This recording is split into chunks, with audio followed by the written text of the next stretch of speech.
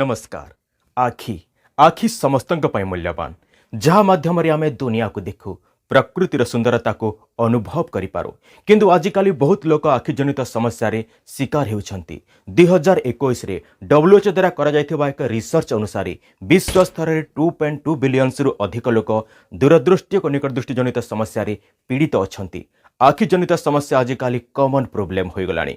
सबुठारु दुखर कथा बहुत कम बयसर कोमलमती शिशु माने मध्य आखि जनित समस्या रे शिकार हेउछंती। एहार मुख्य कारण हैला आजिकाली खराब लाइफस्टाइल, कंप्यूटर और मोबाइल रे अत्यधिक व्यवहार हेबा द्वारा अत्यधिक स्क्रीन टाइम यूज आखि उपर बेसी प्रेशर पकाई थाए और विशेषज्ञों मतानुसार एथिरु निर्गत ब्लू लाइट र खराब प्रभाव आखि उपरे बेसी पड़ी थाए, जहा द्वारा धीरे धीरे आखिरु पानी बाहरिबा, आखि दरज हेबा, आखि कुंडई हेबा, हेडेच, ड्राई आई, आखि पड़िबा भली समस्या मान देखा देई थाए।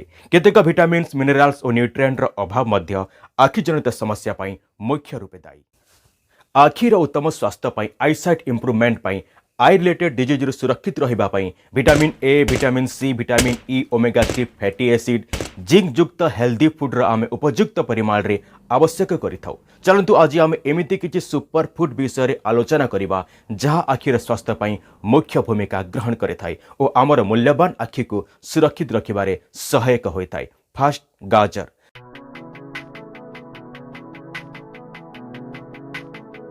गाजर अत्यधिक परिमाण रे विटामिन ए बा बीटा कैरोटीन मिली थाए, जहा द्वारा नाइट ब्लाइंडनेस रिस्क को कम करिथाए और दृष्टि शक्ति को इंप्रूवमेंट करिबारे सहायक होइथाए। सो उचित परिमाण रे गाजर को डाइट रे शामिल करि नेबा निहाती आवश्यक।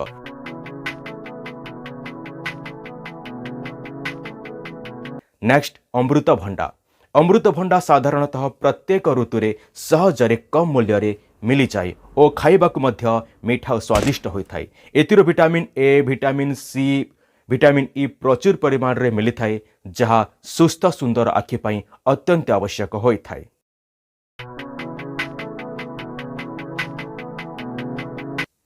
नेक्स्ट, बादाम। बादाम को पोषक तत्वर पावर हाउस कहा जाए। आमर ब्रेन डेवलपमेंट पई, उत्तम स्वास्थ्य तथा आखिर उत्तम स्वास्थ्य पई नियमित रूपे बादाम खाइबा आवश्यक। यह vitamin E, omega 3 fatty acid रे एनरिच थाए, जहा आखिर विजन शक्ति को इंप्रूवमेंट करिबारे सहायक होइथाए। बादाम खाइबार सर्वोत्तम विधि हेउची एहाकु रातिरे पानी रे बतुराई सकाले चोपा छड़े खाइबा उचित।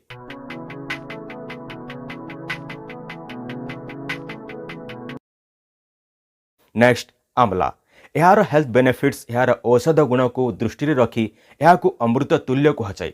आमर प्राचीन शास्त्र चरक संहितार मध्य अमला को एक अत्यंत लाभकारी औषध रूपे उल्लेख करा जाइए। एथिरे प्रचुर परिमाण रे विटामिन सी और एंटीऑक्सीडेंट थाए, जहा आमर आखि पई वरदान सदृश होइथाए।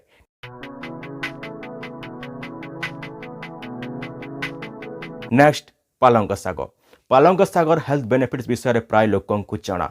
यह ओवरऑल हेल्थ पाई तो अत्यंत लाभकारी, ता सहित यह आखि पाई मध्य विशेष लाभकारी होइथाए। एथिरे प्रचुर परिमाण रे एंटीऑक्सीडेंट थाए, जहा आखिर विजन रे इंप्रूवमेंट करिथाए, ता सहित ब्लू लाइट रे क्षतिकारक प्रभाव रे जो क्षति होइथाए ताकू मध्य कम करिबारे सहायक होइथाए।